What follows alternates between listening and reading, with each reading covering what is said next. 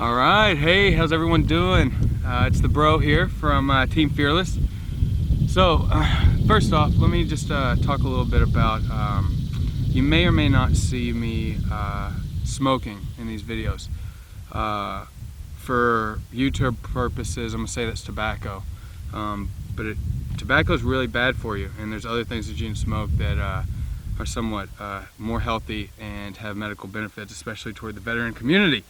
So with that being said, I'd just like to explain a little bit. I kicked a lot of my meds, typical antidepressants, anti-anxiety, sleep meds, counter high blood pressure meds, all kinds of stuff, right? So I have found more benefits in marijuana. Not to say that I would smoke marijuana on YouTube, absolutely not. But me personally, in my own life, I found a great medical use for marijuana in my own life, day to day.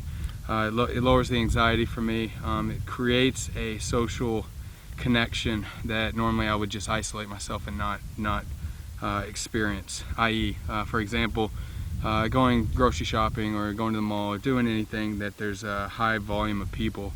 I think a lot of the veterans out there can relate to the fact of just not wanting to leave the house just because of that.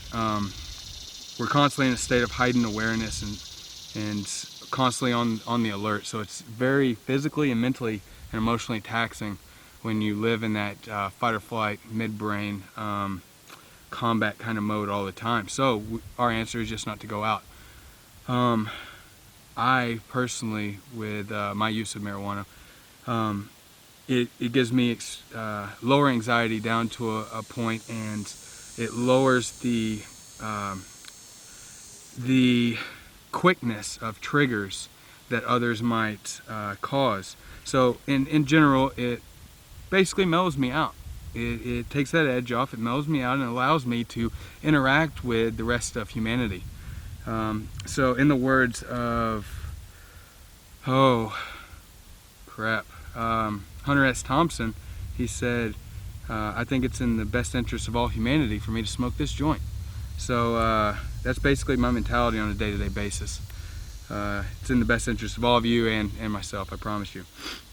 Anyhow, so I'm a big pro medical marijuana advocate. If you're in a state that has got it still illegal, let's start raising some hell over this, because it needs to be done. The Zoloft, the other anti-anxiety and antidepressants and stuff that increases suicidal ideation in the veteran community, but yet it's pumped onto them daily, even though our numbers are 22 suicides a day. Crazy. Doesn't make any sense, man. So if you're out of the military, I highly suggest, if you have not tried alternative means, whatever it may be, other than those fucking chemicals they keep giving you, give it a shot, and I hope it works out as well for you as it worked out for me.